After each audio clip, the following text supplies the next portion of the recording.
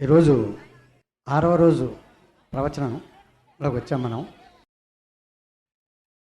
నారాయణం నమస్కృత్య నరం చైవ నరోత్తమం దేవీం సరస్వతీం వ్యాసం తతో జయముదీరయేత్. హరి ఓం. పరమేశ్వర స్వరూపమైన సభకి నమస్కారం. ప్రవచనానుకూల్యం కోసమని భాగవతాంతర్గతమైనటువంటి స్కంధములలో ప్రతిపాదింపబడినటువంటి విశేషాల్ని కొద్దిగా అటు ఇటు, అంటే ఇవాళ జరగవలసింది రేపు, రేపు జరగవలసింది ఇవాళ, అలా కొద్దిగా ఆనుకూల్యత కోసమని మారుస్తున్నాను. అందులో అంటే అలా ఎందుకు చేశారు అని మీకు అనుమానం రావచ్చు. ఒక విషయం చెప్తాను. శాస్త్రంలో అంటారు, ఒక ద్వాదశి తిథి నాడు ధ్రువోపాఖ్యానాన్ని ఎవరైనా విన్నట్టయితే వాళ్ళకి చెప్పినటువంటి ఫలితం అసలు నేను వర్ణించలేను. అలా ఎవరైనా జీవితంలో ఒక ద్వాదశి నాడు అసుర సంధ్య వేళలో ధ్రువోపాఖ్యానాన్ని వినాలి అని. అది కూడా భాగవతాంతర్గతంగా ధ్రువోపాఖ్యానం వినడం అంటే మాటలు కాదు. అది ఎన్నో జన్మల సుకృతం ఉంటే కానీ దొరికేటటువంటి ఫలితం కాదు అది. అందుకని మనకి ద్వాదశి చాలా దగ్గరలో ఉంది. భీష్మేకాదశి దాటితే ద్వాదశి వస్తుంది. అందుకని ధ్రువోపాఖ్యానాన్ని ద్వాదశి నాటి కట్టి పెడుతున్నాను. అందుకని అయ్యో పాపం ఇంతమంది ఆతృతగా కూర్చుంటున్నారు కదా, ఆ చెప్పింది ఏదో ద్వాదశి నాడు చెప్తే ద్వాదశి అసుర సంధ్య వేళలో ధ్రువోపాఖ్యానాన్ని వింటే ఎంతటి ఫలితం చెప్పారంటే ఇంకంతా ఇంత ఫలితం కాదు. అందుకని ఆయా తిథులకి కొన్ని కొన్ని సరిపోయేటట్టుగా సమన్వయం చేస్తున్నాం. ఇంకా ఇవాల్టి ప్రవచనానికి సంబంధించినంత వరకు చతుర్ముఖ బ్రహ్మగారి యొక్క శరీరంలోంచి కొంత సృష్టి జరిగింది అని మీకు నేను చెప్పాను. సృష్టి 10 విధములుగా ఉంటుంది. అండ సృష్టి, ఈశ్వరుడి సంకల్ప సృష్టి, మైథున సృష్టి, జంతు సృష్టి, ఇలా రకరకాలుగా ఉంటుంది. అందులో ఈశ్వరుడి యొక్క దేహములోంచి వచ్చినటువంటి సృష్టి కొంత ఉన్నది. అందులో 10 మంది ప్రజాపతుల్ని ఆయన తన శరీరములోంచి సృష్టించాడు. అటువంటి వారిలో ఆయన బొటనవేలులోంచి జన్మించినటువంటి వాడు దక్ష ప్రజాపతి. నేత్రములలోంచి జన్మించినవాడు అత్రి మహర్షి. ఆ అత్రి మహర్షి యొక్క సంతానమే ఆత్రేయ సగోత్రీకులు. అందుకని ఆ బొటనవేలులోంచి జన్మించినటువంటి మహాపురుషుడు దక్ష ప్రజాపతి. ఆయన్ని తక్కువగా అంచనా వేయడానికి వీల్లేదు. ఎందుచేత అంటే 10 మంది ప్రజాపతులకు కూడా ఆయనకి నాయకత్వం ఇచ్చారు. అంటే ఆయన ఎంతటి మహానుభావుడో మీరు ఆలోచించండి. అటువంటి దక్ష ప్రజాపతికి 16 మంది కుమార్తెలు కలిగారు. ఈ 16 మంది కుమార్తెల్ని కొంతమందికి ఇచ్చి ఆయన వివాహం చేశాడు. అందులోనే మూర్తి అనబడేటటువంటి ఆవిడ గర్భము నుంచి నరనారాయణులు ఉద్భవించారు. వాళ్ళే బదరీలో తపస్సు చేశారు. అందుకే బదరీకి అంత శక్తి ఎక్కడిది అంటే ఉద్ధవుడు ఉండడం, నరనారాయణావతారం అక్కడ తపస్సు చేయడం, ప్రహ్లాదుడు అక్కడికి వెళ్ళడం, ఇలాంటి వాటి చేత బదరీ క్షేత్రానికి అంత గొప్పతనం వచ్చింది. ఇంకా మాట్లాడితే బాదరాయణుడు అని రేగిపళ్ళు ఎక్కువగా ఉండేటటువంటి వనం ఎక్కడుంటుందో అక్కడ కూర్చుని వ్యాసుడు తపస్సు చేశాడు, భాగవతాన్ని రచన చేశాడు. అందుకని ఆయనకి బాదరాయణుడు అని పేరు. బదరికావనంలో తిరిగాడు కాబట్టి. సో ఆ బదరీ క్షేత్రానికి అంత గొప్పతనం. అందుకని అటువంటి బ్రహ్మము యొక్క బొటనవేలి నుంచి ఆవిర్భవించినటువంటి దక్ష ప్రజాపతికి కలిగినటువంటి 16 మంది ఆడపిల్లల్ని అనేక మందికి ఇచ్చి వివాహం చేశారు. అనేక మందిని అంటే 16 మందికి ఇచ్చి, 16 మంది కూడా కాదు, ఎందుకంటే కొంతమందిని ఎక్కువ మందిని ఇచ్చి వివాహం చేశాడు. అలా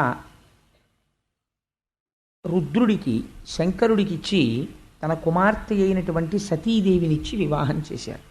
15 మందికి సంతానం కలిగారు. కానీ శంకరుడికి సతీదేవికి సంతానం కలగలేదు. అంటే మీరు ఈ విషయం చెప్పడంలో ఒక రహస్యం ఉంటుంది. మిగిలిన వారందరూ ప్రవృత్తి మార్గమునందు నడచినవారు, అంటే అందరిలాగే సంసారం చేసి కొంతమంది బిడ్డల్ని కన్నవారు. అంటే అది తక్కువ అని నేను ప్రతిపాదన చేయడం లేదు. ప్రవృత్తి మార్గంలో వెళ్ళిన గృహస్థాశ్రమంలో ఉన్నవాడు పితృ రుణాన్ని తీర్చుకోవడం కోసమని సంతానం కనడమునందు దోషం ఏం పట్టవలసిన అవసరం ఏం లేదు.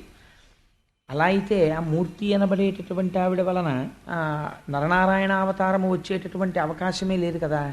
అందుచేత కానీ శివుడికి సతీదేవికి కలిసి సంతానం కలగలేదు. కారణం ఏమిటంటే శంకరుడు సాక్షాత్తుగా బ్రహ్మము. అటువంటి బ్రహ్మమైనటువంటి వాడికి మళ్ళీ పిల్లలు హడావిడి ఎక్కడుంటుంది? అలా జన్మించవలసినటువంటి అవసరం ఉంటే 2 సందర్భాల్లో జన్మించారంతే. అందుకే అసలు శివ కుటుంబమే చాలా గమ్మత్తుగా ఉంటుంది.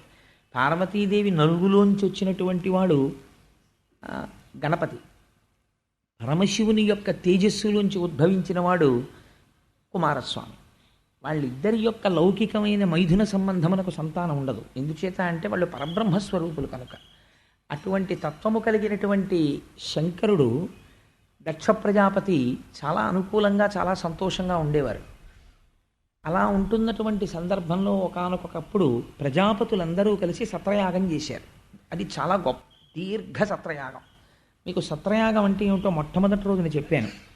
ఎవరైతే ఋత్విక్కులుగా ఉంటారో వాళ్ళే యజమానులుగా కూడా ఉండేటటువంటి ఆ యాగమునకు సత్రయాగమని పేరు. అటువంటి సత్రయాగం చేస్తున్నారు ప్రజాపతులు. చేస్తుంటే అక్కడికి చతుర్ముఖ బ్రహ్మగారు కూడా వెళ్ళారు. బ్రహ్మగారు కనపడితే అందరూ కూడా నమస్కారం చేస్తారు. ఎందుచేత అంటే ఆయన సృష్టికర్త, పెద్దవాడు ఇంటికి. ఇప్పుడు ఇంటికి పెద్ద ఆయన ఉన్నాడు అనుకోండి, ఒక శుభలేఖ ఆయన పేరు మీద వేస్తారు. అంటే నిజంగా ఆయన ఏం డబ్బంతా పెట్టేశాడనో లేకపోతే ఆయన వెళ్ళిపోయి పిలుపులన్నీ పిలిచేశాడనో కాదు, అది మర్యాద. ఇంటి పెద్ద పేరు మీద శుభలేఖ వేస్తారు. అలా చతుర్ముఖ బ్రహ్మగారు సృష్టికర్త, అందుచేత ఆయన పేరు చెప్తే గౌరవిస్తారు, ఆయన కనపడితే గౌరవిస్తారు. తప్పించి బ్రహ్మగారు అవమానపడ్డం అన్నది ఉండదు. అసలు మనకి శాస్త్రంలో ఏదైనా ఆపద వస్తే అందరూ ముందు బ్రహ్మగారి దగ్గరికి ఎడుతుంటారు. అంటే ఇంటి పెద్దని ఎలా ఆదరించాలో, ఇంటి పెద్దని ఎలా గౌరవించాలో మన పురాణం చెప్తుంది. నువ్వు కూడా లౌకికంగా తెలుసుకోవలసింది ఏమిటి అంటే అనుభవజ్ఞుడైనటువంటి నీ తండ్రిని లేదా నీ తాతని గౌరవించి వారి దగ్గర తెలుసుకోవాలి విషయాలు. అందుచేత చతుర్ముఖ బ్రహ్మగారు వెళ్ళి అక్కడ కూర్చుంటే అందరూ లేచి నిలబడ్డారు, చాలా సంతోషించారు, కూర్చున్నారు. ఆ సభలో పరమశివుడు కూడా ఉన్నాడు. పరమశివుడు కూడా ఉన్నటువంటి సందర్భంలో అది చాలా బ్రహ్మాండమైన సభ, సామాన్యమైన సభ కాదు. అందులో ప్రజాపతులు ఉన్నారు, ఋషులున్నారు, మహర్షులున్నారు, బ్రహ్మర్షులున్నారు, వీళ్ళందరూ కూర్చునున్నారు.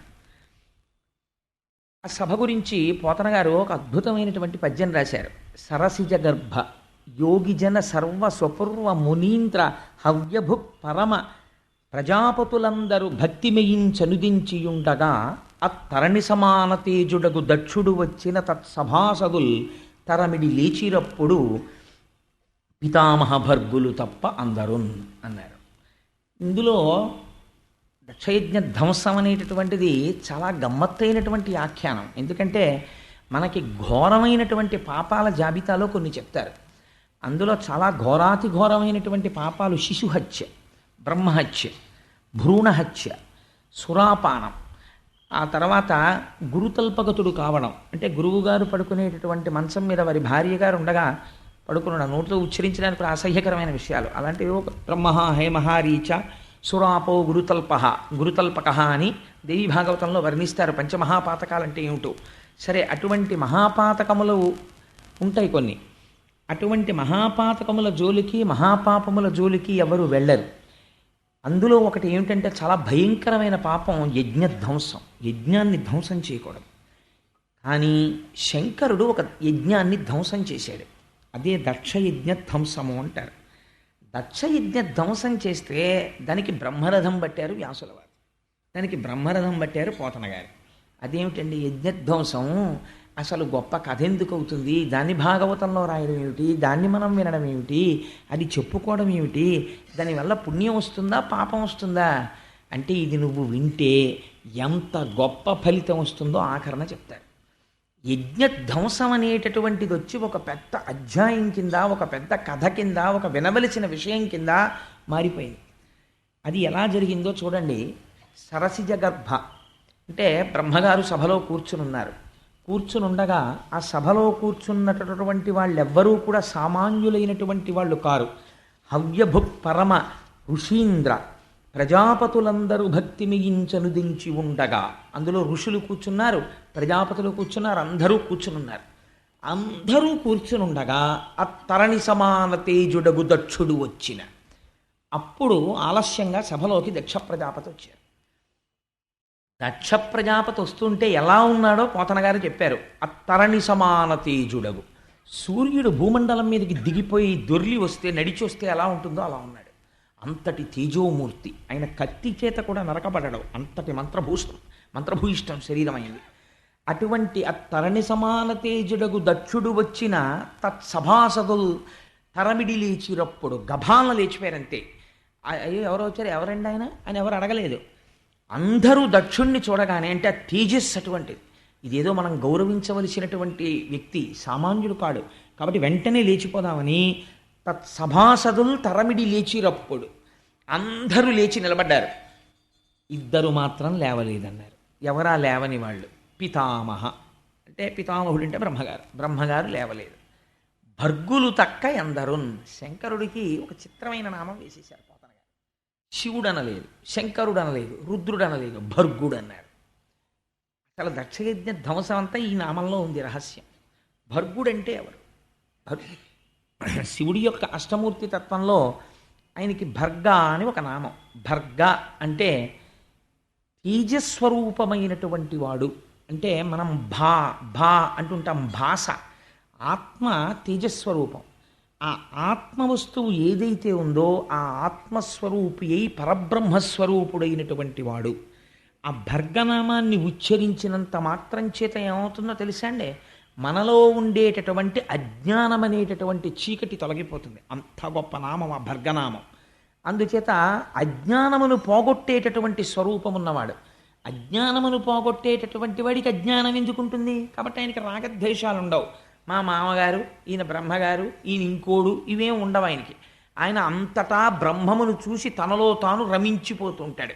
అందుకే ఎప్పుడు శంకరుడు పద్మాసనం వేసి కూర్చుని అర్ధనిమీలిత నేత్రుడై అలా తనలో తాను పరవశించిపోతూ, మన కోటకొమ్మన్ సెంటర్ దగ్గర ఉంటుందో బొమ్మ, ఇలా 2 చెంబులు పట్టుకుని 2 పాత్రలు తన పైన ఉన్నటువంటి చంద్రరేఖ నుంచి కరిగి కింద పడినటువంటి అమృతరసాన్ని పట్టుకుని ఒక చెంబుతో తీసి మళ్ళీ ఇలా పోసుకుంటూ ఉంటాడు. మళ్ళీ ఆ చెంబు ఇలా కింద పెడతాడు, ఈ చెంబుతో పోసుకుంటూ ఉంటాడు. అదే ఆపాతాళ నభస్థలంత భువన బ్రహ్మాండమావిస్ఫుర జ్యోతిస్ఫాటికలింగ బౌలి విలసత్పూర్ణేందు వాంతామృతై అస్తోకప్లుతమేకమీశమనిశం రుద్రాను వాకాంజపం ధ్యాయే దీప్సిత సిద్ధయే ధ్రువపదం విప్రోభిషించేత్సివం బ్రహ్మాండ వ్యాప్తదేహ భసిత హిమరుచాభాసమానాభుజంగై కంఠే కాళాః కపర్దాః కలిత శశికళశ్చండ కోదండహస్తాః త్రిక్షా రుద్రాక్షమాలా సులలిత వపుషశాంభవ మూర్తిభేదాః రుద్రాశ్రీ రుద్రసూక్త ప్రకటిత విభవాన ప్రయచ్చస్తు సౌఖ్యం అంటారు. ఆయన మీద చంద్రరేఖ ఉంటుంది ఎప్పుడు. ఈ బ్రహ్మాండమంతటా నిండిపోయి ఉంటాడు.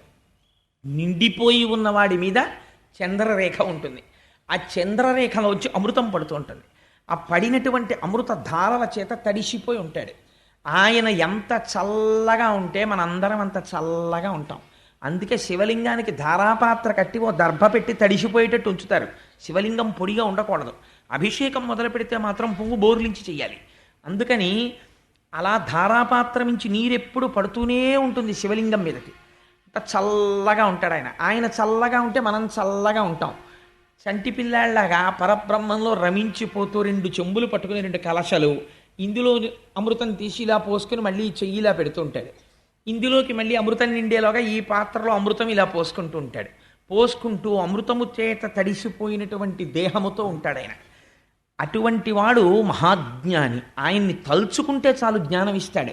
అటువంటి శంకరుడు ఇప్పుడు అసుర సంధ్య వేళలో వెడుతూ ఉంటాడు ఆకాశ మార్గంలో. అందున వెళ్ళేటప్పుడు భూమండలం మీద ఆయన ఎక్కడ దిగడు. ఆయనకు అదొక లక్షణం ఉంది.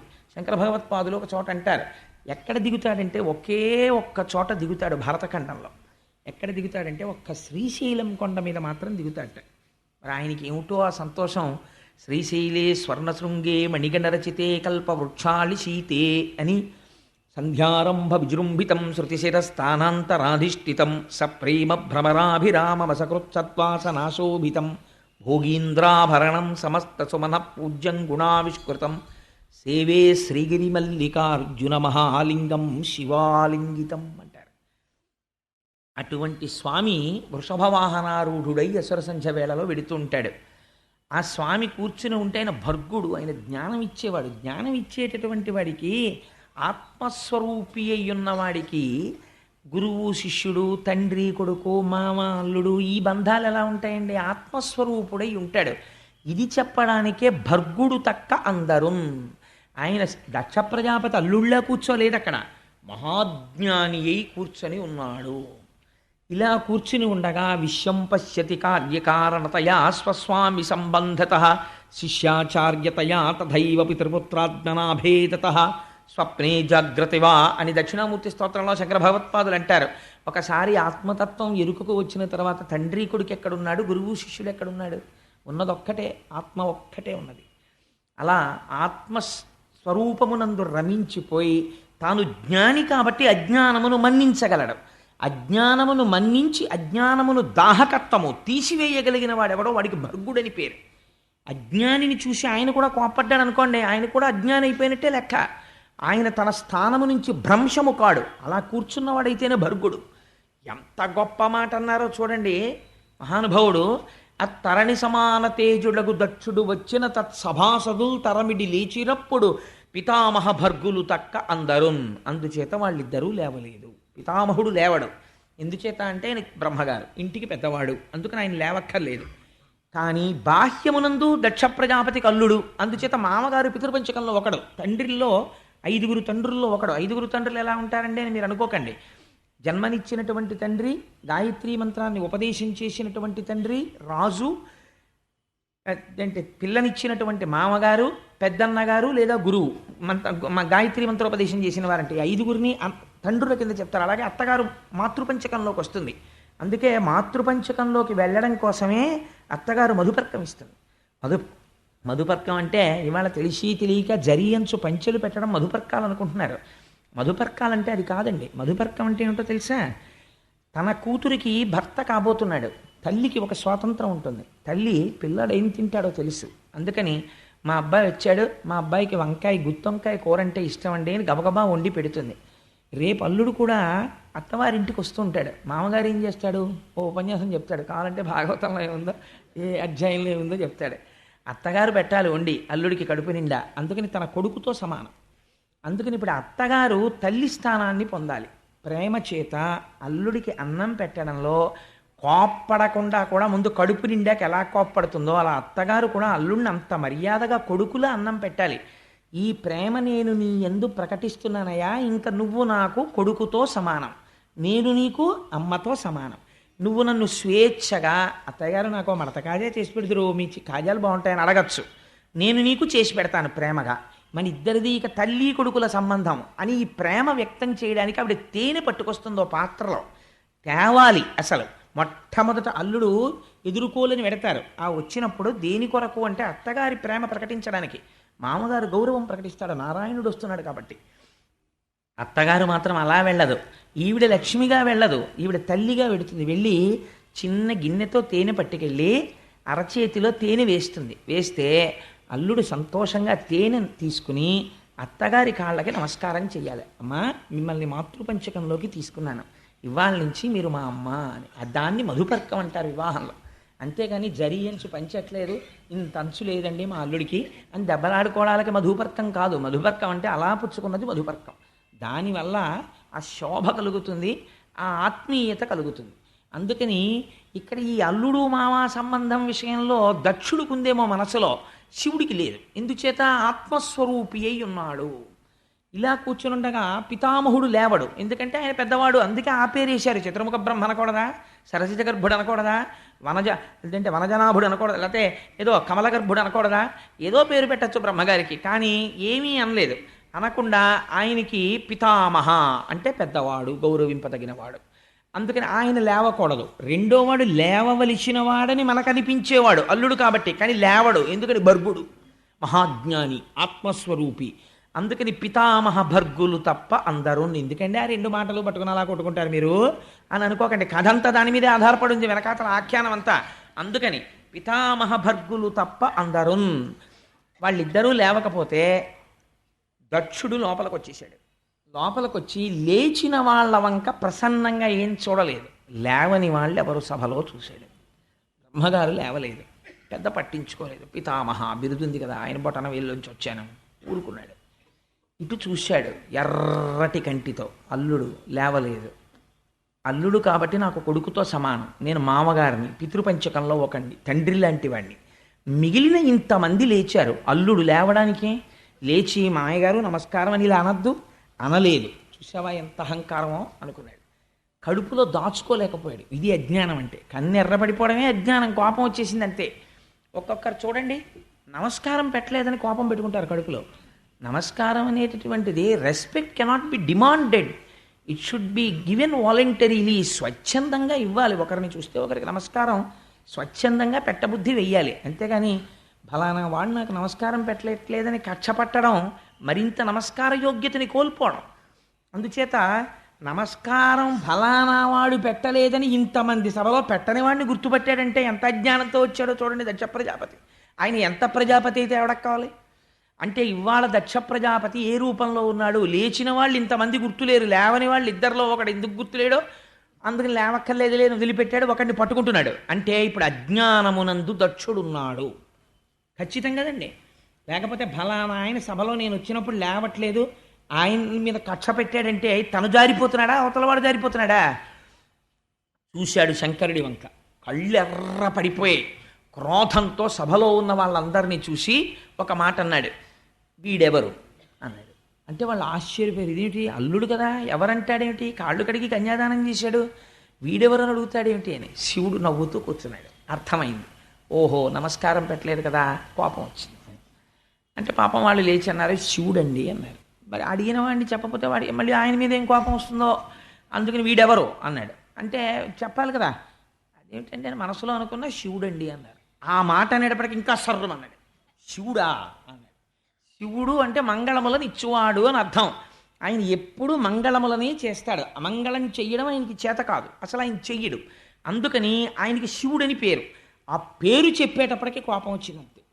ఆయన అన్నాడు, అనయములుప్త క్రియాకలాపుండు మానహీనుండు మర్యాద లేనివాడు మత్త ప్రచారుండు దిగంబరుండు భూత ప్రేత పరివృతుండు ఉన్మత్తనాథుండు భూతిలిప్తుండు అస్థిభూషణుండు.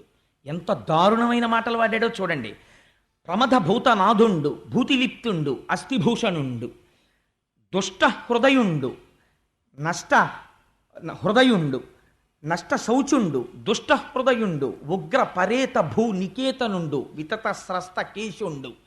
అశుచి అయిన ఇతనికి శివుడను ప్రమాదమిట్లు కలిగే, అశివుడైన ఇతనిని శివుడని పిలిచి వేదంబు శూద్రునికిచ్చినట్లు అన్నాడు. ఎవడు రావిని శివుడని పిలిచినవాడు? అనయము లుప్త క్రియాకలాపుండు మానహీనుండు మర్యాద లేనివాడు. వీడు శివుడా? అనయము లుప్త క్రియాకలాపుండు. లుప్త క్రియాకలాపుండు అంటే అసలు ఏ పని చేయనివాడు. ఏమిటి కోపం, లేచి నమస్కారం పెట్టలేదు. వీడికి పని ఉండదు పాడుండదు, అలా కూర్చుంటాడు. వీడు ఏ పని చేయడు. అనయము లుప్త క్రియాకలాపుండు. మీరు చాలా జాగ్రత్తగా వినాలి, ముందు నేను తిట్లు చెప్పేస్తాను.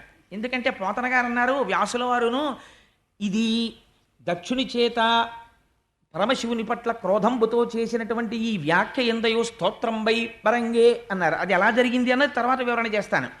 ముందేమన్నాడంటే అనయము లుప్త క్రియాకలాపుండు. కోపం వచ్చేసింది అనుకోండి అల్లుడి గారి మీద, పనా పాడ అలా పురాణాలకు పోతుంటాడు అంటాడు మామగారు. అందుకని అనయము లుప్త క్రియాకలాపుండు, వీడికేం పని పాడు లేదు. మానహీనుండు, వీడికి మానం మర్యాద ఏం లేవు. ఎందుకని? ఆయన దిగంబరుండు, బట్టకట్టుకోడు. మానహీనుండు మర్యాద లేనివాడు. ఇక్కడ బయటపడిపోయాడు స్పష్టంగా. ఏమిటి మర్యాద? తనకి దండం పెట్టలేదు. అందుకని మానహీనుండు మర్యాద లేనివాడు. అక్కడతో ఊరుకున్నాడా? ఊరుకోలేదు. మత్త ప్రచారుండు, ఎప్పుడు మదించినటువంటి వాడు ఎలా ఉంటాడో పిచ్చాడు అలా తిరుగుతుంటాడు. మత్త ప్రచారుండు ఉన్మత్త ప్రియుండు, పిచ్చి వాళ్ళందరినీ వెంటేసుకు తిరుగుతుంటాడు. అలాంటి వాళ్ళంటే వీడికి ఇష్టం. ఉన్మత్త ప్రియుండు దిగంబరుండు, బట్టే కట్టుకోడు. దిగంబరుండు భూత ప్రేత పరివృతుండు, ఎప్పుడు చుట్టూ భూతాల్ని ప్రేతాల్ని పిశాచాల్ని పెట్టుకు తిరుగుతాడు. భూత ప్రేత పరివృతుండు. ఉన్మత్తన తామస ప్రమథ గణ నాథుండు, తామసమైనటువంటి ప్రమథగణాలకన్నింటికీ కూడా నాథుడై ఉండేటటువంటి వాడు. భూతిలిప్తుండు, శ్మశానంలో కాలినటువంటి శవానం యొక్క బూడిదని తీసి ఒంటికి రాసుకుంటాడు. భూతిలిప్తుండు అస్థిభూషణుండు, ఆ శవం కాలిపోయిన తర్వాత ఉన్న ఎముకలు తీసి దండ కొట్టుకుని మెళ్ళలో వేసుకుంటూ ఉంటాడు. భూతిలిప్తుండు అస్థిభూషణుండు. అక్కడతో ఊరుకున్నాడా? నష్ట శౌచుండు, అసలు వీడికి శౌచమే లేదు. అంతమునందు లేదు, బాహ్యమునందు లేదు, రెండింటి యందు శౌచం లేదు. నష్ట శౌచుండు దుష్ట హృదయుండు, మంచి హృదయం కాదు, చాలా దుష్టమైనటువంటి హృదయం ఉన్నవాడు. నష్ట శౌచుండు దుష్ట హృదయుండు. ఉన్మత్తనాథుండు, పిచ్చాళ్ళందరికీ వీడి నాయకుడు. ఉన్మత్తనాథుండు ఉగ్ర పరేత భూ నికేతనుండు, శవాలన్నింటినీ ఎక్కడ కాలుస్తారో అందరూ ఎక్కడికి వెళ్ళడానికి భయపడతారో అటువంటి శ్మశానంలో తిరిగేవాడు. ఉగ్ర పరేత భూ నికేతనుండు వితత స్రస్త కేశుండు, జుట్టు దువ్వుకోవడమే చేత కాదు, ఎప్పుడు జడలు కట్టేసి పెద్ద జటాజూటం ఒకటి కట్టుకు తిరుగుతుంటాడు. వితత స్రస్త కేశుండు, లేదా ఇలా చిమ్ముకుని విరజిమ్ముకుని తిరుగుతుంటాడు. అందుకని వితతస్రస్త కేశుండు అశుచి, అసలు చూస్తేనే భయం వేస్తుంది, ముట్టుకోబుద్ధేదు, అమంగళకరుడు. అశుచి అయిన ఇతనికి శివుడను ప్రమాదమెట్లు కలిగే. ఇతనికి శివుడని పేరు ఎవరు పెట్టారు? ఎలా మంగళకరుడు. వీణ్ణి పట్టుకుని శివుడని పిలిస్తే నాకేమని పిలుస్తోందో తెలుసా? అశివుడైన ఇతనిని శివుడని పిలుచుట వేదంబు శూద్రునికిచ్చినట్లు. యజ్ఞోపవీతం లేనివాడికి, ఉపనయన సంస్కారం జరగని వాడికి, స్వరం తెలియని వాడికి వేదం పట్టుకెళ్ళి ఇచ్చినట్టుంది వీడిని శివుడని పిలవడం. ఎవడు పిలిచాడు వీడిని శివుడని అన్నాడు? ఎంత దారుణంగా మాట్లాడాడో చూడండి. అంత భయంకరమైన శివనింద చేశాడు. ఇదంతా చేస్తున్నప్పుడు శంకరుడు ఏం చేస్తున్నాడు అంటే చాలా సంతోషంగా నవ్వుతూ కూర్చున్నట్టు కుర్చీలో. ఈయన మాత్రం చాలా తిట్టేశాడు. తిట్టేసిన తర్వాత కోపం ఆగుతుందండి. అయితే నేను ఇక్కడ ఒక్క మాట చెప్పాలి. సాధారణంగా ఏమిటంటే కోపంలో ఉండేటటువంటి లక్షణం ఒకలా ఉంటుంది. మనం ఎవరి మీదన్నా చాలా కోపంతో ఉన్నాం అనుకోండి, ఆ ఎదురుగుండా కూర్చున్నాడు అనుకోండి, పిల్లాడి మీదే కోపంగా ఉంది, పిల్లాడిని వీడు స్కూల్కి వెళ్ళాడు, చదవాడు, హోంవర్కులు చేయట్లేదు అని తండ్రి తిట్టేస్తుంటే వాడు తలంచుకుని ఇలా రాస్తున్నాడు అనుకోండి, మంట వచ్చేస్తుంది తండ్రికి. చూడు ఎన్నన్నా మాట్లాడు, ఒక్క తలుగు అంటాడు కోపం వచ్చేసి. అదే తిరిగి ఏదో మాట్లాడాడు అనుకోండి, ఆ కోపం కొంత డిఫ్యూజ్ అవుతుంది. అయ్యో తప్పు అయిపోయిందండి నాన్నగారండి, ఇంక నుంచి చదువుకుంటానండి ఏదో అంటే వెంటనే కొంచెం తగ్గుతాడు. అలా మాట్లాడకపోతే అది ఉధృతం అయిపోతుంది ఆ కోపం. చూడు ముచ్చులో ఎలా కూర్చున్నాడో అంటారు. ఆయన పాపం నవ్వుతూ కూర్చున్నాడు, భర్గుడు కాబట్టి ఈయనకి ముచ్చులో కనపడుతున్నాడు ఆయన మాట్లాడ్డని. ఈయన చేసినటువంటి స్తోత్రం ఎలా అయింది? ఇదొక విచిత్రమైన విషయం. అనయము లుప్త క్రియాకలాపుండు. దీన్నే పార్వతీదేవితో తర్వాత చెప్తాడు శంకరుడు. లుప్త క్రియాకలాపుండు అంటే మనకి రెండు మార్గములు ఉంటాయి. ఒకదాన్ని ప్రవృత్తి మార్గం అంటారు, ఒకదాన్ని నివృత్తి మార్గం అంటారు. ప్రవృత్తి మార్గం అంటే ఏదో ధన సంపాదన చేసుకోవడం, సంసారాన్ని పోషించుకోవడం, కుటుంబంతో ఉండడం, కర్మకాండ చేస్తూ ఉండడం, ఈ పూజ చేస్తూ ఉండడం, ఆ పూజ చేస్తూ ఉండడం, ఇలాంటి వాటన్నింటినీ కలిపి ప్రవృత్తి మార్గం అంటారు. అది కూడా కామ్యకర్మ, నాకేదో శుభం జరగాలని చేస్తూ ఉంటాడు. నివృత్తి మార్గం అని ఉంటుంది. నివృత్తి మార్గంలో తాను ఏమీ చేయడు. బ్రహ్మమును తెలుసుకొని జ్ఞాన మార్గంలో తాను బ్రహ్మమును తెలుసుకొని బ్రహ్మయై బ్రహ్మవిత్ బ్రహ్మైవ భవతి. బ్రహ్మమును తెలుసుకున్నవాడు బ్రహ్మమే అవుతాడు. రేపు వస్తారు కదా తత్వవిధానంద సరస్వతి, ఎటువంటి మహానుభావులు ఈశ్వరుణ్ణి సర్వకాలముల యందు ఇక్కడ లోకమంతటా దర్శనం చేస్తూ ఉంటారు. అలా ఉండగలిగినటువంటి మహాపురుషులు ఎవరుంటారో వారిని నివృత్తి మార్గమునందున్నవారు అంటారు. వారు శరీరంతో ఉన్నన్నాళ్ళు నివృత్తి మార్గంలో ఉంటారు తప్ప ప్రవృత్తి మార్గంలోకి వాళ్ళు వెళ్ళరు. వాళ్ళ జీవితం చాలా గమ్మత్తుగా ఉంటుంది. అది సామాన్యుడికి అందదు. అందుకే ఎప్పుడు నివృత్తి మార్గమునందు పతాక స్థాయికి వెళ్ళిపోయినటువంటి ఒక మహాజ్ఞానితో మీ జీవితాన్ని మీరు పోల్చి చూసుకొని వారితో నడుబడి అలా నడుద్దామని మీరు ప్రయత్నము చేయకూడదు. మీకు ఒక ఉదాహరణ చెప్తాను. నివృత్తి మార్గం అంటే ఎంత భయంకరంగా ఉంటుందో. ఆ స్థాయికి వెళ్ళిన వాడికి అది చాలా హాయిగా ఉంటుంది. అలా వెళ్ళని వాడికి దాన్ని అనుకరించలేడు. నివృత్తి మార్గంలో వెళ్ళిపోయినటువంటి మహాపురుషుణ్ణి చూసి నేను ఆయనలా ఉన్నాను అనుకుంటే అదొక భ్రమ అయిపోతుంది. అలా ఉండకూడదు. భక్తితో అనుసరించాలి. అనుసరిస్తే ఒకనాడు ఆ జ్ఞానం వస్తే నువ్వు ఆ స్థితికి వెడతావు. రమణ మహర్షి అరుణాచలం కొండ మీద ఉన్నారు. ఏదో ఓ పెద్ద మర్రి కోటి కింద పడింది. దక్షిణామూర్తి కూర్చునే మర్రి చెట్టు ఆకే ఇది అని ఆ ఆకు ఎటువైపు నుంచి పడిందో అటువైపుగా నడిచి వెళ్ళారు. పెడితే ఆ మర్రి చెట్టు కనపడింది. ఇక్కడే దక్షిణామూర్తి ఉంటారు, చూద్దాం అనుకున్నారు. ఇంతలో ఆయన కాలు అనుకోకుండా ఒక తేనె పట్టుకి తగిలింది. తగిలితే ఆ తేనెటీగలు వచ్చి ఆయన కాలు కుడుతున్నాయి. ఆయన ఏం చేశారంటే ఈ కాలు నిష్కారణముగా ఒక తేనె పట్టు అంటే అది ఎక్కడో పువ్వుల్లో తిరిగి తేనె తెచ్చి గూట్లో పెట్టుకుని తయారు చేసుకున్నటువంటి దాని గూటిని ఈ కాలు వెళ్ళి భ్రంశము చేసినది. కాబట్టి ఈ కాలు శిక్షార్హురాలు. మనమేమంటాం? నేనంటాం. ఆయనకి నేను ఆత్మ. ఇదేమిటి? ఈ ఆత్మ చేత ధరింపబడిన వస్తువు. ఇది వేరు, ఆయన వేరు. ఇది నివృత్తి మార్గం అంటే. కాబట్టి ఇది శిక్షార్హురాలు, కాబట్టి ఇది శిక్ష అనుభవించాలి అని ఆ కాలెత్తి ఒక రాతి మీద పెట్టారు. అసలు ఒక తేనెటీ కుడితే పరిగెడతామండి. తేనెటీగలన్నీ వచ్చి కాలు కుట్టేశాయి. కుట్టేస్తే ఆ ముళ్ళన్నీ విరిగిపోయాయి. చూస్తుండగా కాలు ఇంత లావున వాచిపోయింది. వాచిపోతే ఆయన ఎందుకు వెళ్ళారో మర్చిపోయారు. ఇంకా మర్చిపోయి ఆ కాలు తేనెటీగలు కుట్టేసిన కాలు ఈడ్చుకుంటూ వచ్చి విరూపాక్షకహోకో అక్కడ తపస్సు చేస్తున్న ప్రదేశానికి వచ్చేసారు. పక్కన ఉన్నటువంటి ఒక వ్యక్తి అడిగాడు, అయ్యా స్వామి ఏమిటండి అది? కాలు అంతలా వాచిపోయింది, అంత ఎర్రపడిపోయింది, జ్వరం వచ్చేసింది, ఏమిటిది అన్నారు.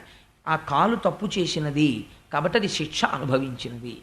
మీరు ఆ రమణ మహర్షికి సంబంధించిన క్యాసెట్ ఒకటి ఉంది. అందులో చూస్తే పాపం వారు పెద్దవారు అయిపోయిన తర్వాత కూడా ఒక కాలు లావుగా ఉండి కొద్దిగా ఈడుస్తూ నడుస్తూ ఉండేవారు. కొద్దిగా ఈడ్చినట్లుగా అనిపిస్తుంది. కారణం ఆ కాలుని తేనెటీగలు కుట్టినప్పుడు ఇంత లావున వాచిపోయింది. అతను తీశాడు ఆ ముళ్ళన్నీ తప్ప ఆయనకేం దాని గురించి భ్రాంతి లేదు. ఇది నివృత్తి మార్గంలో ఉండేటటువంటి మహాజ్ఞాని అలా ఉంటాడు.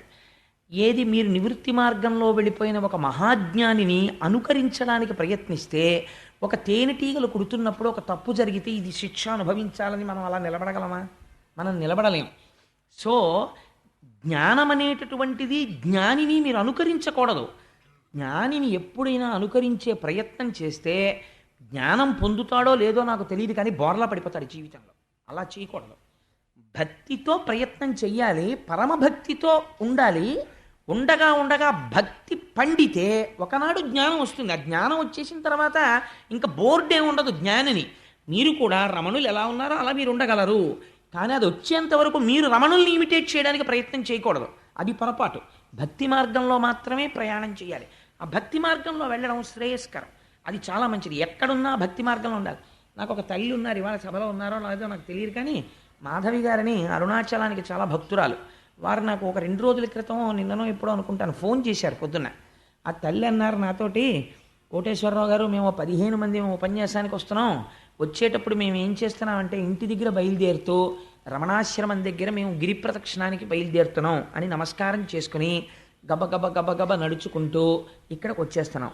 ఇది ఆది అన్నామలై దేవాలయం అనుకుని ఇక్కడ కూర్చుని ప్రసంగం వినేసి మళ్ళీ మేము ఆది అన్నామలై నుంచి తిరిగి ఉత్తరార్ధ భాగం పూర్తి చేసుకుని అరుణాచలం కొండ గిరి ప్రదక్షిణం పూర్తి చేసుకుంటున్నాం అనుకుని మళ్ళీ లేచి నడుచుకుంటూ ఇంటికి వెళ్ళిపోతున్నాం. ఇంటికి వెళ్ళిపోయి అమ్మయ్య గిరి ప్రదక్షిణం అయిపోయిందని ఒక్కసారి అరుణాచలం కొండ తలుచుకొని నమస్కారం చేసుకుని కాటేజ్లోకి వెళ్ళిపోతున్నాం, రమణాశ్రమంలోకి వెళ్ళిపోతున్నాం, ఇంట్లోకి వెళ్ళిపోతున్నాం. భావన మాత్రం చేత ఏమైంది? మీరు గిరి ప్రదక్షిణం చేస్తున్నారు. ఇప్పుడు ఈ భక్తి ఒకనాడు మీకు అనుగ్రహాన్ని కల్పిస్తుంది. ఈ భక్తి మిమ్మల్ని ఒక స్థితికి తీసుకెళ్తుంది. అంతేగాని రమణుల్ని ఇమిటేట్ చేయకూడదు. ఆవిడ ఎంచుకున్న మార్గం గొప్పది. నేను వెంటనే ఫోన్ పెట్టేసి నా భార్యతో చెప్తే చాలా సంతోషపడింది. నిజంగా చాలా గొప్ప విషయం కదండి. చాలా మంచి ఆలోచన వచ్చింది ఆవిడకి. చాలా అంత మంచి ఆలోచన ఎలా వచ్చిందండి? నిజమే, అలా అనుకున్నటువంటి భావనతో వెళ్ళడం. ఆవిడ ప్రతిరోజు గిరి ప్రదక్షిణం చేసేస్తున్నారు, భాగవతం వినేస్తున్నారు, ఎంత పుణ్యం మూట కట్టేస్తున్నారు. చాలా గొప్ప విషయం ఇది. మనస్సు చేత ఎదగడం అంటే అది. సో నేను ఏదో ఒక వ్యక్తిని పొగడాలని కాదు, అసలు ఆవిడ ఈ సభలో ఉన్నారో లేరో కూడా నాకు తెలియదు. నేను ఒక మంచి విషయాన్ని ప్రతిపాదన చెయ్యాలి కాబట్టి చేశానంతే. అందుచేత లుప్త క్రియాకలాపుండు. ఇప్పుడు మీరు చెప్పండి, ఒక జ్ఞానికి మనకున్నట్టుగా కర్మలు ఉంటాయా? ఉండవు. కాబట్టి ఇప్పుడు ఏమైంది? లుప్త క్రియాకలాపుండు అన్నది దక్షుడు నిందించడానికి ఉపయోగించాడు, కానీ అది ఏమైంది? శివుడి పట్ల స్తోత్రం అయిపోయింది. అనయము లుప్త క్రియాకలాపుండు మానహీనుండు. మానహీనుడంటే ఎవరు? శరీరము మీద భ్రాంతి ఉందనుకోండి, ఇది నా శరీరం అనిపిస్తే దీనికి మంచి ప్యాంట్ వేద్దాం, దీనికి మంచి చొక్కా తొడుగుదాం, మంచి పౌడర్ రాసుకుందాం, అలా ఉందాం, ఇలా టై కట్టుకుందాం, ఇలా కోట్ వేసుకుందాం, అన్ని కోరికలు వస్తాయి. ఏమిట్రా దిక్కుమాలిన శరీరం, ఇది నేనా? ఇది పడవా? ఇందులో ప్రయాణించి ఈశ్వరుడి పాదాలు చేరుకోవడానికి ఇది ఉపయోగపడుతుంది. శరీరం అధ్యంకులకి ఇది ధర్మసాధనం, ధర్మానికి ఉపయోగించాలి తప్ప అంతకుమించి దీనికి అలంకారం ఏమిట్రా, అది ఎందుకు దీని మీదంత వ్యామోహం అని ఉన్నాడు అనుకోండి. ఆయనకి మానహీనుడు ఏమిటండి? ఆయన ఇప్పుడు అలా ఉంటారు, తలకాయ దూకోరు సరిగ్గాను, లేకపోతే ఎప్పుడు బోడిగుండు, లేకపోతే ఎప్పుడు అలా తిరుగుతుంటాడు, ఆయన పంచి చిరిగిపోయి ఉంటుంది, ఆయన చొక్కా చిరిగిపోయి ఉంటుంది, బయటవాడికి అలా కనిపిస్తుంది. కానీ ఆయన మానహీనుడు కాడు, ఆయనకి దేహభావన లేదు. కాబట్టి ఇప్పుడు మానహీనుడు అన్న దక్షుడు వాడిన మాట ఈశ్వరుడి పట్ల స్తోత్రమైంది. మానహీనుండు. రమణులు తపస్సు చేసిన తర్వాత కొంతకాలం బట్ట కట్టుకునేవారు కాదు, దిగంబరులై తిరుగుతుండేవారు.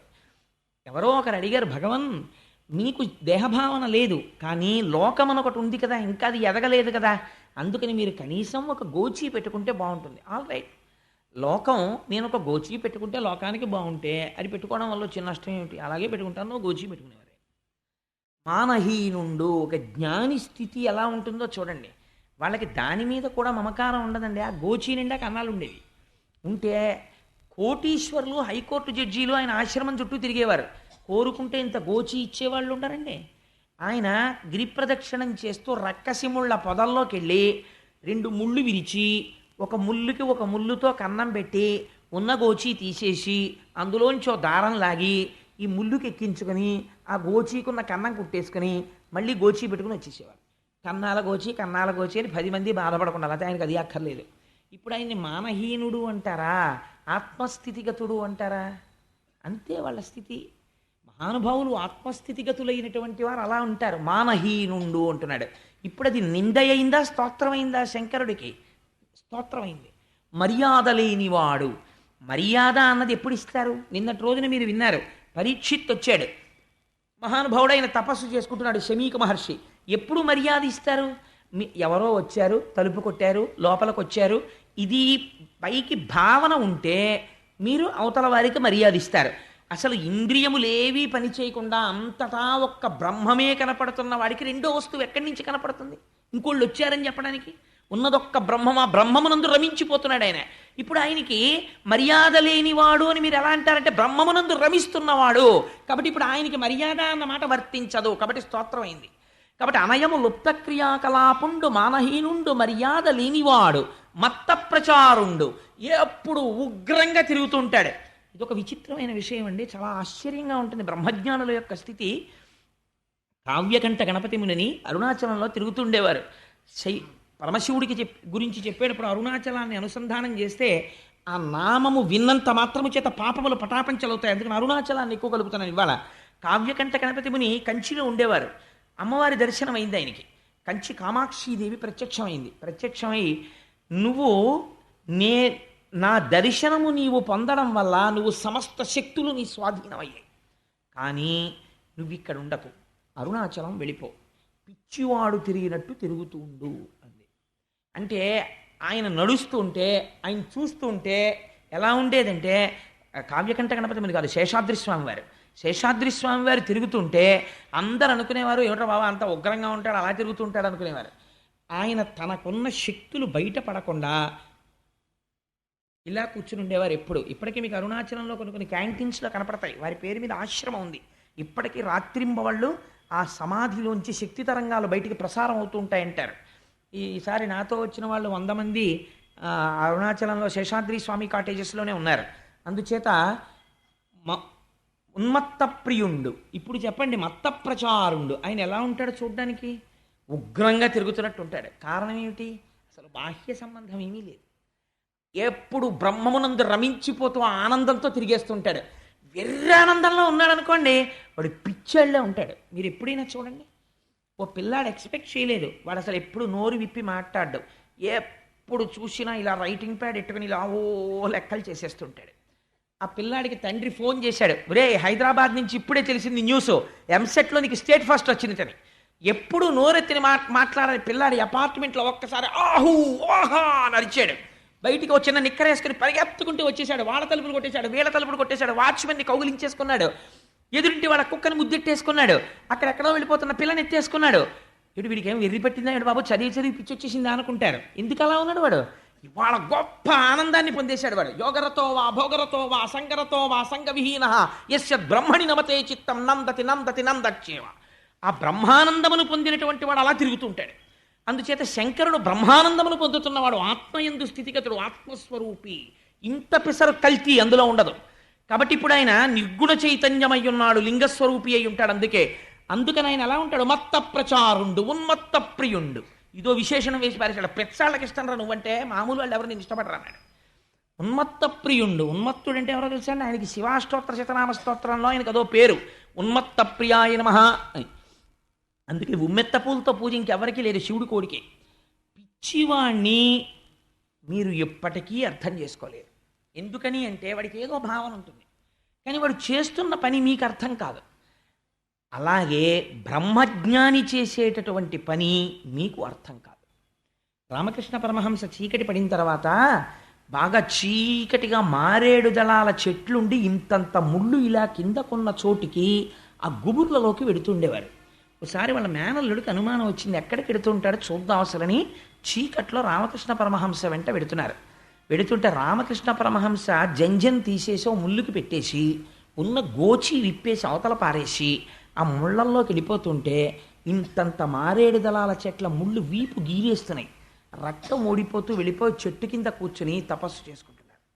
వాళ్ళు అటువంటి నిశ్శబ్దాన్ని కోరుకుని బ్రహ్మమును అనుభవిస్తారు, ఆ ఆనందాన్ని అక్కడ అనుభవిస్తారు వాళ్ళు. ఇప్పుడు ఇది బయటవాడికి ఎలా ఉంటుందండి? పిచ్చేళ్ళే ఉంటుంది. అందుకే పెద్దలు అన్నారు, రామకృష్ణ పరమహంసకు పట్టిన పిచ్చి నాకెప్పుడు పడుతుందో అన్నారు. ఇన్ని జన్మలకు అలా బ్రహ్మము గురించి తాపత్రయపడేది. ఇప్పుడు చెప్పండి, ఉన్మత్త ప్రియుండు బ్రహ్మజ్ఞానులైనటువంటి వాళ్ళు ఈశ్వరుణ్ణి కొలుస్తారు. అందుకే జ్ఞానము కావలసిన వాడు శంకర శివారాధనం చేస్తుంటాడు. అందుకని ఉన్మత్త ప్రియుండు, దిగంబరుండు, బట్ట కట్టుకోడు. దానికి రెండు అర్థాలు. అసలు నిజానికి ఈ పద్యం ఒకటి నెలలు చెప్పచ్చు, అంటే అలా ఏం నేను చెప్పను, కంగారు పడకండి.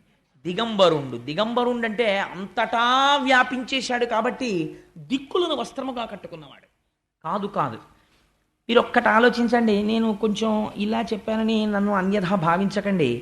ఒక స్త్రీ కొన్ని కోట్ల రూపాయలు విలువైన బంగారు ఆభరణాలు ధరించింది, కానీ బట్ట కట్టుకోకుండా బయటికి వచ్చింది. ఏమంటారు? చి, మానమర్యాదలు లేవురా, వస్త్రం ధరించకుండా బయటికి వచ్చింది అంటారు. ఒక స్త్రీ పసుపు తాడు మెళ్ళో వేసుకొని నల్లపూసలు వేసుకొని 30 రూపాయల చీర కట్టుకుని బయటికి వచ్చింది, మానవతి రావిడ అంటారు. ఎందుచేత అంటే ఈ శరీరము వేరొకరిని గౌరవించవలసి, ఈ శరీరము వేరొకరిని ఆకర్షిస్తోంది అన్న భావన ఉన్నంత కాలము దీనికి వస్త్రం అవసరము. బాహ్యమునందు, ఆంతరమునందు దీనికి భక్తి అన్న వస్త్రం అవసరము. ఇప్పుడు శంకరుడు బట్ట కట్టుకోవడానికి ఆయన మీద ఎవరున్నాడని ఆయన కొలుస్తాడు? ఉన్నది ఆయన ఒక్కడే, పరబ్రహ్మం. మీరు అందుకే అదేమిటండి నిన్నవరకు నారాయణుడు అన్నారు కదా అనుకోకండి. నారాయణ శివ రెండు ఒకటే తత్వం. అందుకని ఇప్పుడు ఆయన ఎవరిని కొలవాలి? ఇంకా ఆయనకి భక్తి ఏంటి? అందుకని ఆయనకి భక్తి వస్త్రం కట్టుకోడు, తాను పొందవలసిన వేరొకడు లేడు కాబట్టి. ఇది దిగంబరుడు అంటే. కాబట్టి దిగంబరుండు, భూతప్రేత పరివృతుండు, ఎప్పుడు భూతాల్ని ప్రేతాల్ని వెంట పెట్టుకు తిరుగుతుంటాడు. మీరు ఒకటి బాగా ఆలోచించండి. సాధారణంగా శివుణ్ణి నింద చేసేవాళ్ళు ఈ మాట అంటుంటారు, పిశాచాల్ని వాటిని పెట్టుకు తిరుగుతుంటాడు. నేను ఒక మాట అంటాను. ఒక మాస్టర్ ఒక ఆయన ఉన్నాడు, చాలా గొప్పగా పాఠం చెప్తాడు. ఆ పాఠం చెప్పే మాస్టారు 95 మార్కులు 96 మార్కులు తెచ్చుకునే పిల్లల్ని మాత్రమే అభిమానిస్తాడు. 35 మార్కులు వచ్చే పిల్లవాడి వంక ఇలా కన్నెత్తి కూడా చూడడం, వాళ్ళ హోంవర్క్ పుస్తకం చూడడం, వాడికి ఇంకొక మాట పాఠం చెప్పడం. వాడు లేచి ఏదైనా డౌట్ అడిగితే చిన్నోరమై నీకు వచ్చే మార్కులు ఎన్ని కూర్చో అన్నాడు అనుకోండి, అంటే ఆ 35 మార్కులు వచ్చేటటువంటి వాడికి ఈయన ఎప్పటికైనా టీచర్ కాగలడా? ఎప్పటికీ కాలేడు. ఆయన 95 96 మార్కులు వచ్చే ఒకరిద్దరికే ఆయన టీచర్ అంతే. మరి కింద పడిపోయిన వాడికి కూడా ఒక అధ్యాపకుడు ఉండాలి కదా, ఆశ్రయించడానికి ఎవరో ఒకరు ఉండాలి కదా. భక్తులైన వారు మాత్రమే ఆశ్రయిస్తే ప్రపంచంలో భూతాలు ప్రేతాలు అవి కూడా జీవులే, అవి కూడా సృష్టిలో ఉన్నవే. మరి అవి ఎవరిని ఆశ్రయించి మళ్ళీ మంగళత్వాన్ని పొందుతాయి? అంటే అరమరికలు లేకుండా. అందుకే జగత పితరౌ వందే పార్వతీ పరమేశ్వరౌ అని పేరు. తండ్రికి ఓ 3 కొడుకులు పుట్టారనుకోండి. పెద్ద కొడుకు ఐఏఎస్ అయ్యాడు, ఒక పెద్ద పోస్ట్లో ఉండి chief secretary to government of Andhra Pradesh అయ్యాడు. రెండో ఆయన ఐపీఎస్ అయ్యాడు, ఆయనేమో ఏదో కర్ణాటక స్టేట్లో డైరెక్టర్ జనరల్ ఆఫ్ పోలీస్ అయ్యాడు. మూడో ఆయనకి అక్షరం ముక్క రాలేదు, ఒక 6-7 కొట్లకి వెళ్ళి 6-7 కొట్లల్లోనూ పద్దులు రాసుకుని జీవితం గడుపుతున్నాడు. మీరు ఆలోచించండి, తండ్రి ఆ ఐఏఎస్ని ఐపీఎస్ని తన షష్ఠి పూర్తికి పిలిచి, మూడో వాడిని నువ్వు మాత్రం పొరపాటున కూడా రాకురే, నీకు చదువు రాలేదు, నువ్వేమో 4 కొట్లల్లో పద్దులు రాసుకుంటున్నావు అని అంటాడా? అనడు. ముందెవరిని పిలుస్తాడో తెలుసా అండి? ఈ కొడుకు దగ్గరికి వెళ్ళి, రే అన్నయ్యలు ఇద్దరు పట్టుబట్టలు అట్టుకొస్తారు, నువ్వు లేనిపోని మెహర్బానీలకు పోయి నాన్నగారికి అమ్మకి పెడదామని నువ్వు కూడా ఎగరలేని ఎత్తుకి ఎగిరి నాకు దానికి 5 వేలు పెట్టి పట్టుబట్టలు పట్టుకురాకు, ఎవరికి తెలియక్కర్లేదు, నీ మొహం కామ్గా ఈ 10,000 రూపాయలు నీ దగ్గర ఉంచుకుని బట్టలు కొని అందరిలో పట్టుకొచ్చి పెట్టండి. ఎందుకంటారండి ఆ మాట? తండ్రి కనుక. అడుగున ఉండిపోయిన వాడి మీదే అభిమానం చూపిస్తాడు. ఒరే నువ్వు ఉంచరా అంటాడు, ఆ మనవాడిని దగ్గర పెట్టుకు చదివిస్తాడు. నీకు ఎలాగో రాలేదు, పోనీ వాడిని ఉంచరా, వాడిని నా దగ్గర పెట్టి చదివిస్తాను, వాడైనా వృద్ధిలోకి వస్తే కాస్త నీ కుటుంబం సంస్కరింపబడుతుంది అంటాడు. ఎవడు వెనకబడిపోయాడో వాడి గురించి తాపత్రయపడతాడు తండ్రి. భూతప్రేత పరివృతుండు, ఇది జగత పితరౌ వందే. భూతప్రేతాలకి కూడా తన ఆశ్రయమై ఉంటాడు. ఎంతటి విశాల హృదయుడు నా స్వామి. అందుకని భూతప్రేత పరివృతుండు. ఇప్పుడు స్తోత్రమైందా నిందైందా ఆయనకది? ఉగ్ర పరేత భూ నికేతనుండు, శ్మశానాల్లో తిరుగుతుంటాడా ఆయన అన్నారు. నేను కొన్ని వదిలిపెట్టేస్తున్నాను. ఎందుకంటే ఇప్పుడు నేను అన్ని మాటికి వ్యాఖ్యానం చేస్తూ కూర్చుంటే ఎప్పటికవుతుంది భాగవతం. అందుకని ఉగ్ర పరేత భూనికేతనుండు, శ్మశానంలో ఉంటాడు. ఇదొక మాట. రుద్రుడు శ్మశానవాసి, శివుడు శ్మశానవాసి, కాబట్టి పూజ చేయకెళ్ళలేదు. ఆల్ రైట్, నేను ఒక మాట అంటాను, మీరు ఆలోచించండి. శ్మశానము దేనివల్ల అపవిత్రము? శవాలు పెడతాయి కాబట్టి అమంగళము. ఒకవేళ శవాలు వెళ్ళినది అమంగళమైతే, శవమున్న ప్రదేశము అమంగళమన్నది యథార్థమైతే, ఈ భూమండలమంతా శ్మశానమే. నేను ఇలా అంటాను. శ్మశానంలో చచ్చిపోయాడా, ముందు ఇంట్లో చచ్చిపోయాడా? ఇంట్లో చచ్చిపోయి శ్మశానానికి వెళ్తున్నాడు. హాస్పిటల్లో చచ్చిపోయి శ్మశానానికి వెళ్తున్నాడు. చావన్నది వచ్చింది శ్మశానంలో కాదు, ఇక్కడ వచ్చింది. పిండాండము బ్రహ్మాండములో కలిసిపోతున్న పవిత్ర ప్రదేశం శ్మశానం. మరణం వచ్చింది ఇక్కడ వచ్చింది, నీ ఇంట్లో వచ్చింది, హాస్పిటల్లో వచ్చింది, కారులో వచ్చింది, బస్సులో వచ్చింది, రైల్లో వచ్చింది. శ్మశానంలో మృత్యు ఎవరికీ రాలేదు. శ్మశానవాసి అంటే అర్థం ఏమిటంటే, చచ్చిపోయిన తర్వాత అందరూ వదిలేస్తారు.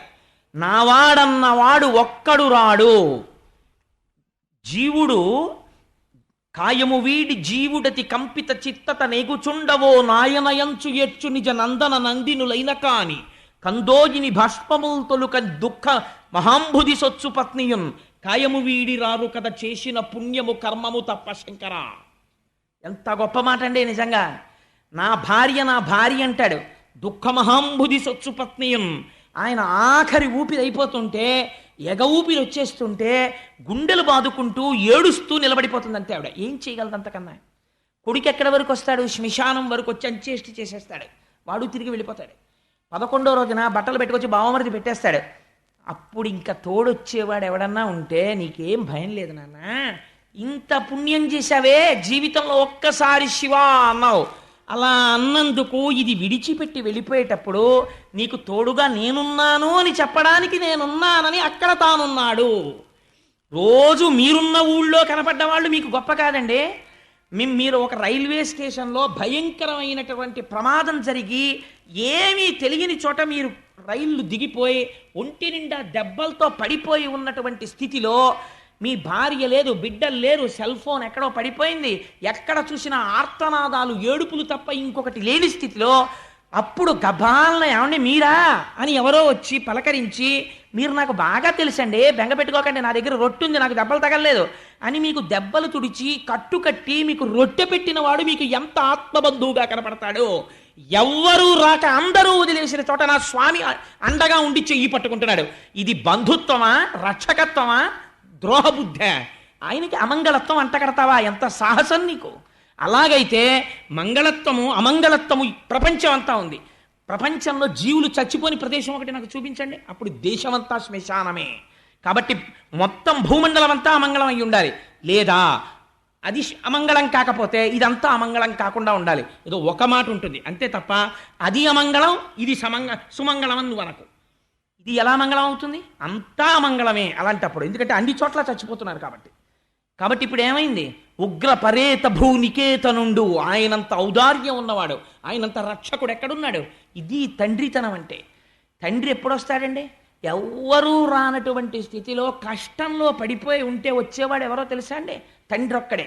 మీరు ఎప్పుడైనా పేపర్లో చదవండి, 100 హత్యలో ఎక్కడో చేసి మోస్ట్ వాంటెడ్ లిస్ట్లో ఉండి ఆఖరికి ఆ వ్యక్తి దొరికి జైలుకు పట్టుకెళ్ళిపోతుంటే అందరూ వీడు దొంగ దొంగ దొంగ అంటుంటే అప్పుడు కూడా వాళ్ళు కన్న కొడుకుతనాన్ని చూసి ఏడిచేటటువంటిది, ఉరి తీసేస్తే ఆ శవం కోసం ఆ జైలు బయటకు వచ్చి కూర్చుని ఏడిచేది తల్లిదండ్రులే. నా స్వామి రుద్రభూమిలో ఉంటాడంటే అది కారణం. అయ్యయ్యో ఇంత శరీరం ఇచ్చాను రా, ఏమీ చేయలేకపోయాడు, పోన్లే నేనున్నాను నాన్న, బెంగెట్టుకోకోసారి కనపడదామని అక్కడ ఉంటాడు ఆయన. ఎంత మంగళప్రదుడండి ఆయన. ఉగ్ర పరేత భూనికేతనుండు వితత స్రస్త కేశుండు. జుత్తు విరబోసుకుని ఉంటాడని తిట్టాడు, కానీ అందులో ఒక గొప్ప శబ్దం ఉంది. కపర్దీ అని ఆయనకి పేరు. ఆయన పెద్ద జటాజూటంతో ఉంటాడు కాబట్టే గంగని పెట్టాడు. లేకపోతే గంగ ఎక్కడి నుంచి వస్తుంది? సగరపుత్రులు ఎలా తరిస్తారు? అటువంటి వాడు, ఆ వ్యోమకేశుడైనటువంటి వాడు ఎవరున్నాడో మీకు ఒక మాట చెప్పనండి. తీర్థయాత్ర చేసేటప్పుడు తీర్థయాత్ర ఫలితములు మీకు రావు. ఎందుకో చెప్పనా? మీరు ఒక నదీ స్నానానికి ఎడతారు, నేను స్నానం చేశాను అనుకుంటారు, మీకు ఆ ఫలితం ఇవ్వరు. ఎందుకు ఇవ్వరంటే నదీ స్నానం చేసేటప్పుడు నియమం ఉంది. ఒక మంత్రం చెప్తూ గట్టునున్న ఇసుక తీసి నదిలోకి విసిరి స్నానం చేయాలి. మనందరం కాకి స్నానం చేస్తాం, సంకల్పం లేని స్నానం చేస్తాం. కాబట్టి ఇలా మీరు స్నానం చేసి ఒడ్డుకు రాగానే ఫలిత అన్న అక్కడ ఒక కృత్య తిరుగుతుంటుంది. బ్రహ్మగారు సృష్టించిన కృత్య కళ్ళకి కనపడదు, అది తింటుంది, ఆ పుణ్యాన్ని తిని బతుకుతూ ఉంటుంది. దానికి అదే పని, నదిలో ఒడ్లని తిరుగుతూ ఉంటుంది. అది పుణ్యం రాకుండా మీ పుణ్యాన్ని తినేసేటటువంటి కృత్య మీరు నదులలో స్నానం చేసినప్పుడు మీకు ఆ శ్లోకాలు తెలియవు, మీకు ఆ మంత్రాలు తెలియవు. తెలియకపోయినా మీరు ఒక క్షేత్రాన్ని దర్శనం చేసి విడిచిపెట్టేసే ముందు కపర్ది అన్నారనుకోండి, శంకరుడి జటాజూటం తలుచుకుని నమస్కారం చేస్తే మీరు వెళ్ళినటువంటి ఆ క్షేత్ర ఫలితమును కృత్యం ముట్టుకోలేదు, మీ పుణ్యం మీకే ఉంచుతాడు. ఇప్పుడు ఇది పవిత్రమా అపవిత్రమా ఆయన జుట్టు, ఇంతటి పవిత్రత కలిగినటువంటి జటాజూటం కాబట్టి వితతస్రస్తకేశుండు అని ఇన్ని మాటలని ఆ కర్ణం ఒక మాట అన్నాడు, అశివుడు. అసలు శివుడు ఏమిట్రైన అశివుడు అన్నాడు. మంగళప్రదుడు కానివాడిలా పైకి కనపడతాడు, కానీ ఆయన చేసేవన్నీ మంగళాలే. పైకి అమంగళంగా కనపడతాడు, కానీ అన్నీ మంగళప్రదమైన పనులే చేస్తాడు. అశివుడైన ఇతనికి శివుడను ప్రమాదమెట్లు కలిగే అని ఇన్ని మాటలంటే నిజంగా మంగళం చేసేవాడే కాబట్టే, అంత మహాజ్ఞాని కాబట్టి ఇన్ని అన్న తర్వాత తిరగబడిపోయాడు అనుకోండి శివుడు కూడా. అప్పుడు ఇంకా మీకు శివుడిని పట్ల నింద స్తోత్రం ఎలా అవుతుంది? అందుకే ఆయన ఏమీ అనలేదు, అలా నవ్వుతూ కూర్చున్నాడు అంతే. దూషణ భూషణ రెండూ ఒక్కలాగే ఉంటాయి వాళ్ళకి. అలా ఉండగలగడం చాలా గొప్ప విషయం అండి. దీనుల ఎడల దీనులు ఒక ఎక్స్ట్రీమ్, తనని ద్వేషించి మాట్లాడేటటువంటి వారి పట్ల, ఇద్దరి పట్ల, పూజనీయత పట్ల, దీనుల పట్ల ఏకకాలమునందు సమానంగా ఉండగలిగినటువంటి లక్షణము కేవలము బ్రహ్మమునకు ఉంటుంది, బ్రహ్మమును అనుభవించిన వాడికి ఉంటుంది. ఇదో చిత్రమైనటువంటి విషయం. ఎందుకంటే ఎప్పుడో రమణాశ్రమంలో రమణులకు ఏదో ఉత్సవం చేసినప్పుడు ఇప్పుడు పెద్ద పెద్ద వాళ్ళందరూ వచ్చి ముందు భోజనం చేస్తారని అనౌన్స్ చేశాడు ఆశ్రమం సెక్రటరీ గారు. అదేంటి బైరాగులు వాళ్ళు బయట కూర్చున్నారు భోజనానికి, బైరాగులకి తర్వాత పెడతారు, ముందు పెద్దవాళ్ళందరూ భోజనం చేస్తారన్నారు. హైకోర్టు జడ్జీలకి పెద్ద పెద్ద వాళ్ళకి పంక్తి వేశారు. వాళ్ళతో పాటు మొదటి వరుసలో రమణ మహర్షిని కూర్చోబెట్టాలని రమణు లేరని వెతుకుతుంటే గేటు బయట బైరాగుల్లో ఈయన వెళ్ళి కూర్చునుంటే సెక్రటరీ గారికి ఎవరో చెప్పారు అక్కడ కూర్చున్నారండి ఆయనని. పరిగెత్తుకుంటూ వెళ్ళి దేవుడు భగవాన్ ఇక్కడ కూర్చున్నారన్నారు. బైరాగులకు తర్వాత అన్నారు కదా, అందుకని నేను ఇక్కడ కూర్చున్నానన్నారు. ఎంత ఆశ్చర్యం చూడండి. రేపు వస్తారే తత్వవిధానంద సరస్వతి మహారాజ్, ఆయన్ని నేను అపర సుఖ బ్రహ్మ అని ఎందుకన్నానో తెలుసా అండి? అనవసరంగా నేను ఎవరిని పొగడను. తెగడకుండా ఉండేటటువంటి అదృష్టం నా నోటికి ఈశ్వరుడిచ్చి నన్ను ధన్యుణ్ణి చెయ్యాలి. ఎందుకన్నానంటే, మీరు తత్వవిధానంద సరస్వతి మహారాజుని భిక్షకి పిలిచి, అయ్యా నాకేం లేదండి సైకిల్ మీద వచ్చానంటే, అయ్యో దానికే ఉందండి రండి సైకిల్ ఎక్కేద్దాం, సైకిల్ ఎక్కి వచ్చేస్తారు. వచ్చేసి మీ ఇంటికి వచ్చి మీరు ఏ కు అన్న మాట కూడా రానివ్వరు. అసలు ఆయనకి కులము అన్న మాటే లేదు. ఎవరవనివ్వండి, ఆయన భిక్ష పెట్టినప్పుడు ఈశ్వరుడు పెట్టాడు అంతే. అందరితో కలిసి అందరూ చూస్తుండగానే భిక్ష స్వీకరిస్తారు.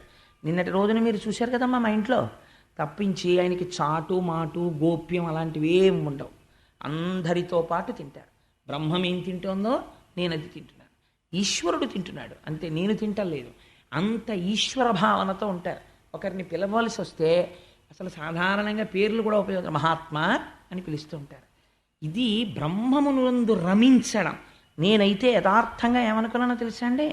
తత్వవిధానంద సరస్వతి కాకినాడ 4 రోజులు ఇంత అమెరికా పర్యటన చేసి రావడం అన్నది కేవలం ఒక మిష. అసలు తత్వవిధానంద సరస్వతి మహారాజ్ ఈ ఊరు రావడం వెనకాతల కృష్ణ భగవానుని యొక్క కటాక్షం ఉంది అని అనుకుంటున్నాను. ఎందుకనంటే రేపు భీష్మ ఏకాదశి పర్వదినం నాడు తెలిసో తెలియకో నా బిడ్డలందరూ భాగవతం వింటున్నారు. భీష్మ ఏకాదశి నాడు మధ్యాహ్నం వారి దర్శనం ఇప్పించాలి, వారి అనుగ్రహ భాషను ఇప్పించాలి అనే ఈశ్వరుడు వారిని రప్పించాడు. రేపటి రోజున మనకి దర్శనం ఇస్తున్నారు. ఎవ్వరూ విడిచిపెట్టకండి. గంగా స్నానం కన్నా పవిత్రం వారి దర్శనం. తప్పకుండా అందరం కలిసి విష్ణు సహస్రనామ స్తోత్రం చేసి వారి దర్శనం చేసుకుని వారి అనుగ్రహ భాషణాన్ని విందాం. అందుకని రేపటి రోజున మనకి జరగబోతున్న దర్శనం శుకబ్రహ్మ దర్శనమే, నాకేం అనుమానం లేదు అందులో. సో నేను ఎందుకు ఈ మాట చెప్పానంటే, ఉగ్ర పరేత భూ నికేతనుండు ఇన్ని మాటలు వాడి అశివుడైన ఇతనికి శివుడను ప్రమాదం ఎట్లు కలిగే. వాళ్ళకండి లోపల ఒకటి దాచుకోవడం బయటకు ఒకటి ఉండడం ఉండదు. ఎంత గోప్యం లేకుండా, ఎంత చక్కగా అరమరికలు లేకుండా కలిసిపోయి ఉంటారు. అలా ఉండడం ఒక్క బ్రహ్మజ్ఞానికి మాత్రమే సాధ్యమవుతుంది. అటువంటి శంకరుణ్ణి పట్టుకుని ఇన్ని మాటలు అన్నాడు.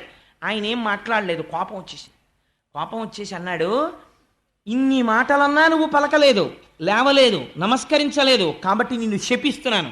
ఇవ్వాల్టి నుంచి జరిగేటటువంటి యజ్ఞయాగాది క్రతువుల యందు నీకు హవిర్భాగము లేకుండుగాక అని శపించాడు. ఈశ్వరుడికి హవిర్భాగం లేనప్పుడు ఇంకా యజ్ఞం ఏమిటి, యాగం ఏమిటంటే అది యజ్ఞయాగాదులు అనిపించుకుంటాయి, అవి అదో అజ్ఞానం అంతే.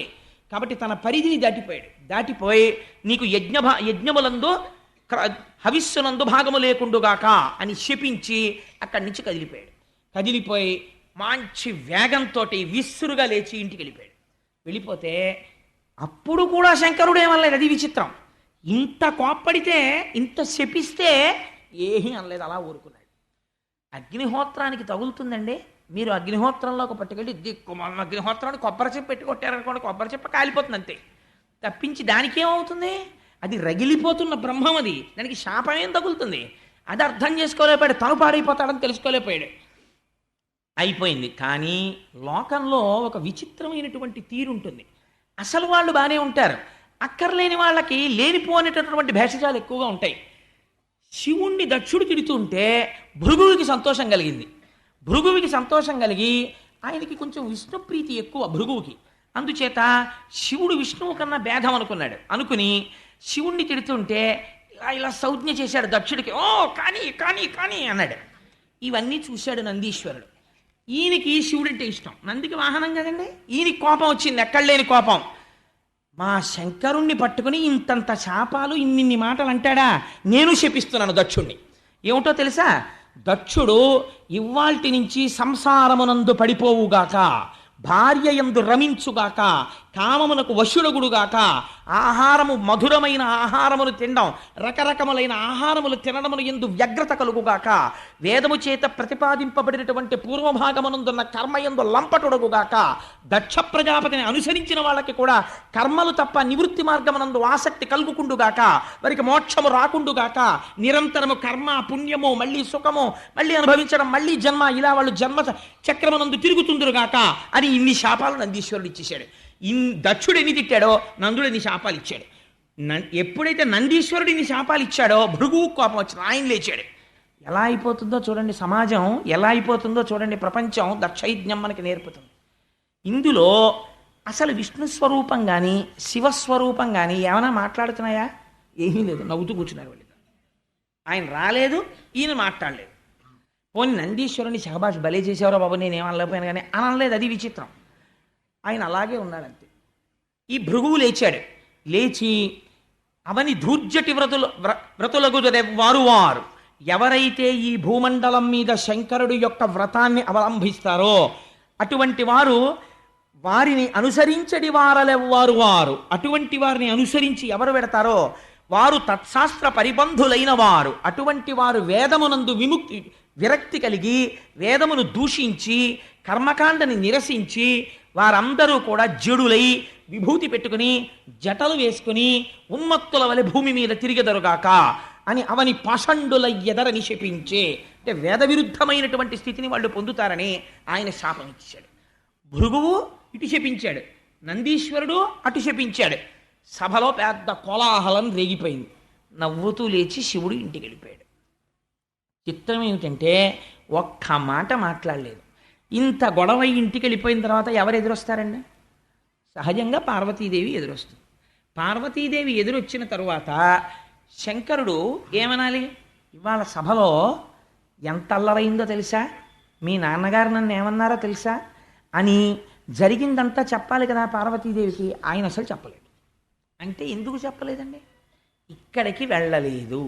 ఇక్కడికి ఏది విడుతుందో అది కదా మనం చెప్తాం.